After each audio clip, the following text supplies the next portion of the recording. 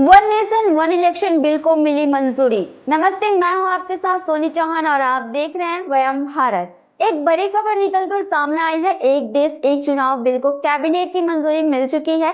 जी हां, आप सही सुन रहे हैं। यह हमारे देश के चुनावी इतिहास में एक बहुत बड़ा कदम है। सूत्रों के मुताबिक मोदी सरकार ने वन नेशन वन इलेक्शन के प्रस्ताव को मंजूरी दे दी है। वन नेशन वन इलेक्शन सिर्फ एक चर्चा का विषय नहीं, बल्कि ये भारत की जरूरत है।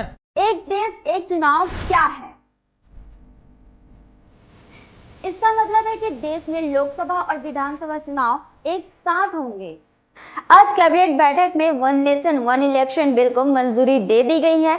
जानकारी के मुताबिक यह बिल जल्द ही संसद में पेश किया जा सकता है। लेकिन सवाल यह है कि क्या यह बिल संसद में पास होगा या विपक्ष इसका विरोध करेगा। सरकार का कहना है कि इससे चुनावी खर्च और समय दोनों की बचत होगी। आपको याद होगा कि प्रधानमंत्री नरेंद्र मोदी ने इसे अपने 2024 के चुनावी मैनिफेस्टो में शामिल किया था। उनका यह भी कहना है कि इससे प्रशासनिक एफिशिएंसी में सुधार होगा, क्योंकि बार बार चुनावी प्रक्रिया से सरकारी कामकाज रुक जाता है। लेकिन इस बिल को लेकर विपक्ष में चिंता है। खासकर राज्य स्तर के राजनीतिक दल इस बिल का विरोध कर रहे हैं। उनका कहना है कि इससे रीजनल इश्यूज दब सकते हैं। We started off with one election, right? When we started our election, why do we have different days?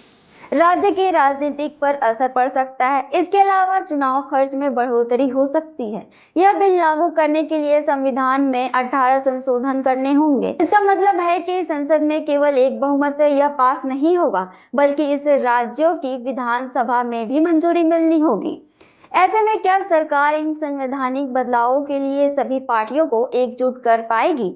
अब सरकार ने पहले ही संकेत दे दिया है कि इस बिल पर चर्चा के लिए एक ज्वाइंट पार्लियामेंट्री कमेटी जेपीसी का गठन किया जाएगा, जिसमें स्टेक होल्डर, लीगल एक्सपर्ट और असेंबली स्पीकर से राय ली जाएगी। इसके बाद यह बिल संसद में पेश किया जाएगा।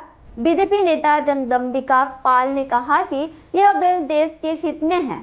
उनका कहना है कि यह देश के विकास को आगे बढ़ाने में मदद करेगा, क्योंकि बार बार चुनावों से मॉडल कोड ऑफ कंडक्ट के कारण प्रशासनिक काम रुक जाते हैं। हालांकि विपक्ष में कांग्रेस, आम आदमी पार्टी और सपा जैसे दलों का विरोध है, फिर भी कई पार्टियां इस बिल के समर्थन में हैं। अब देखना यह है कि संसद में इसे लेकर कैसे समीकरण बनते हैं। क्या यह बिल लागू हो पाएगा या नहीं? क्या आपको लगता है कि यह बिल सफल होगा या विपक्ष समर्थन करेगा? अपने विचार कमेंट में जरूर बताएं।